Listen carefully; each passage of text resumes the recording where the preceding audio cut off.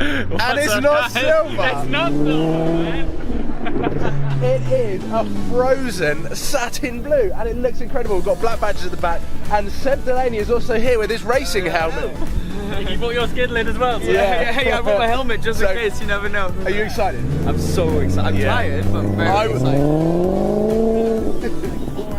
4 AM. We went to sleep at 1. Oh my god. Look at the carpets.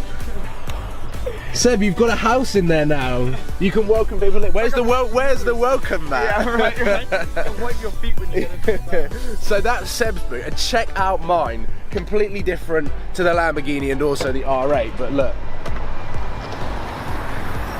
I've got a full-blown suitcase. I've also got a drone here, which we're gonna get up in Monaco. And I've got my luggage and Sam's head cams, Olfie cameras that I used yesterday for the McDonald's roulette, which the audio didn't really work. And I'll tell you why. It's because I put the exterior mount over the camera, which blocked the microphone. So apologies for that.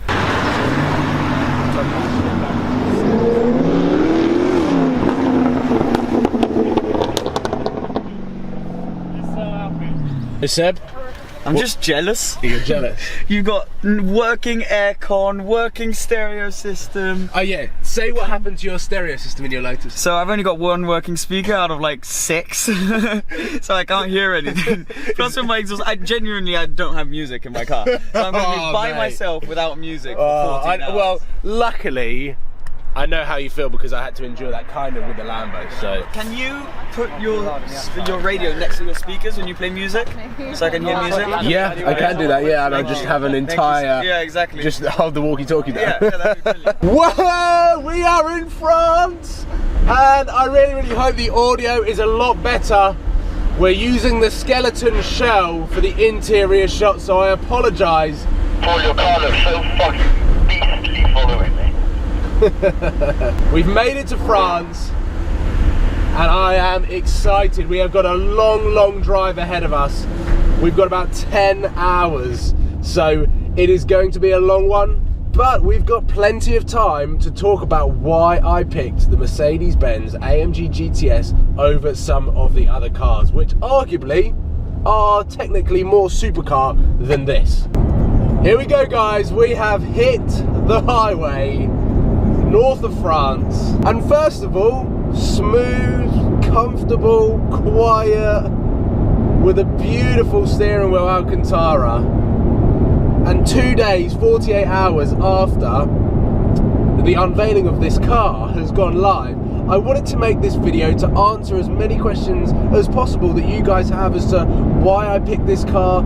There was a huge amount of positivity around this specific car, the AMG GTS, but I know some of you guys wanted to see something maybe a little bit more hardcore, like the 570S, the Huracan, the 458. There were so many good contenders to the Lamborghini replacement that I just thought that I'd make this video as why I picked this car over the others, so you can understand my reasoning a little bit. And the most important thing about any of this, the one thing that made such a huge difference in my decision making of a new car, was the fact that I could actually drive the cars.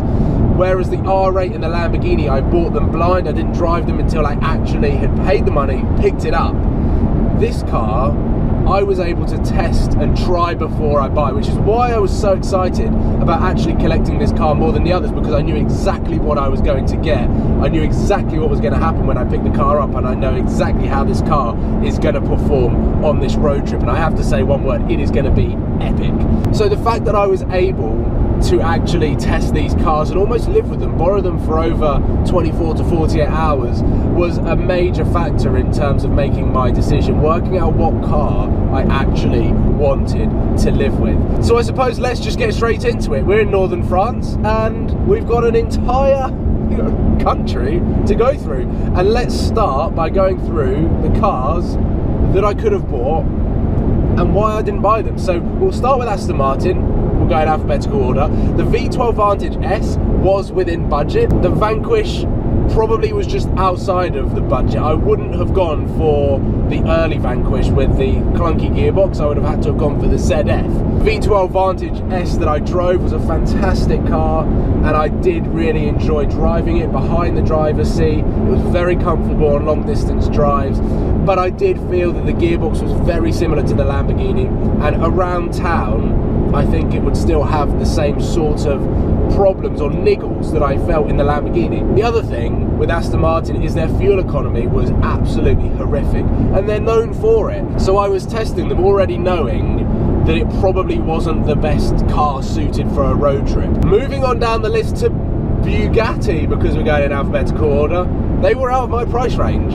Ferrari, the Ferrari 458 Italia, an amazing car, but because the value of the car is holding very nicely and potentially appreciating because it's the last naturally aspirated V8 with the double clutch gearbox before the 488 came along, it would be very mileage sensitive, which is one of the reasons that I got out of the Lamborghini. So I want to drive this car a lot. So the Ferrari, being an amazing car that it is an out and out supercar. You have to spec it with the carbon bucket sport seats because for resale value and all of the really boring stuff that you have to consider when you're looking at buying a new car, the Ferrari 458 just unfortunately wasn't the right car to change the Lamborghini for. I think it's got some practicality elements to it. The 7-year warranty and 7-year servicing pack that you get with the 458 is definitely a pro, but unfortunately some of the other things that were involved with owning a Ferrari, just I couldn't see myself replacing the Lamborghini with the Ferrari 458. Let's move on to Lamborghini and the Lamborghini Huracan, the rear wheel drive, the Spider and the 610-4. Now all of these cars are arguably some of the best supercars out there. They are flawless. Lamborghini, unfortunately, just out of my price range.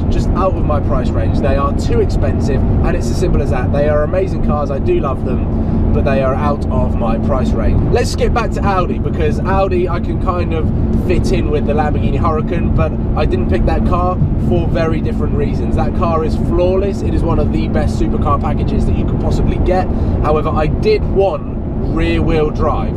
And that car is so clinical and the Quattro system is so good that I just wasn't sure how much play I'd be able to have in that car. I actually went down to Watford Audi and spoke to them about doing a deal on an R8 V10 Plus, and I did drive one off camera. It's a fantastic car. I'd love to get behind the wheel and do a video on one. However, I knew they were going to depreciate. I knew they were going to fall off a cliff in the price, and the price that Audi Watford could give me would mean that if I took delivery of it 2 months ago, I would have lost 30 grand by now. And anyone with common sense knows that that is a bad move. And so here we go. Let's move on to McLaren, because arguably the most popular car alongside the AMG GTS that you guys wanted to see as the replacement to the Lambo. What McLaren are doing at the moment is they are building a brand as quickly as possible, which is why they are building so many cars so quickly. The 570 GT is also coming out very soon, but the waiting list was way too long, and I will be intrigued to drive that car, because if it's more refined, a little bit softer than the 570S, then I think it will be a very, very good car. But the problem that I have with McLaren, again, like Aston Martin, is that they depreciate pretty quick unless you've got a McLaren P1. When I drove the 570S, this is when things get a little bit interesting, and I didn't actually document it on camera because I was filming separate videos. I think if I was daily vlogging, it would have popped up, but because I had in my head what I wanted to film with the 570S, I couldn't show you what happened off camera. The McLaren 570S and McLarens in general, they are developing cars in the public eye. They are continually developing cars, they are always getting software updates, and they are developing cars right in front of us, which is an amazing experience. But the McLaren versus Mercedes have just got massive budgets. The cars are so well built. This car I knew was going to be incredibly reliable, and just as much, if not, and I would say, having driven this car and the 570S, this is more fun to drive, more comfy to drive, and an all-round better car. And I know the 570 has won in categories and reviews over the AMG GTS, the R8 V10 Plus, and technically a lot of people class the McLaren 570S as a super sports car because it's 140 grand, but if you want one, it's going to be 180 grand once you put options on it, which is just, it's 650S 488 money. So it is definitely a supercar, but McLaren have been very clever with the way that they market that car. Like I was saying, off camera, the car, going back to the developing side of it, I was locked out of gear quite a few times. The start-stop was very, very fluctuant, and maybe I did have a bad example. It was a demonstrator that maybe hadn't had all of the software updates. It had a very annoying rattle here, and there was just some real teething problems that I could see coming through the car that I just wasn't prepared to experience on ownership. Even though it looks fantastic, sounds fantastic, has got incredible doors, it just could not be the replacement, which is how I landed on the AMG GTS. And no way did I make the decision based on all of the flaws on the other cars and thought, well, I just have to get the AMG GTS then.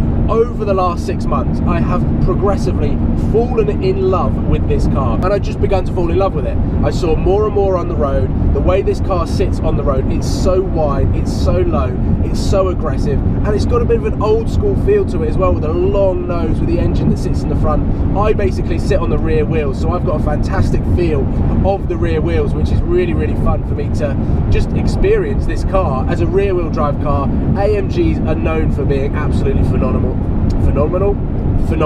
They sound incredible. There are so many pros to absolutely zero cons that I have been able to find in this car. I've got 2 cup holders, a bottle of water, and a can of Monster, which I'm going to drink on this journey. And fundamentally, this was my favourite car out of all of the contenders. After driving them, this was the car that I wanted.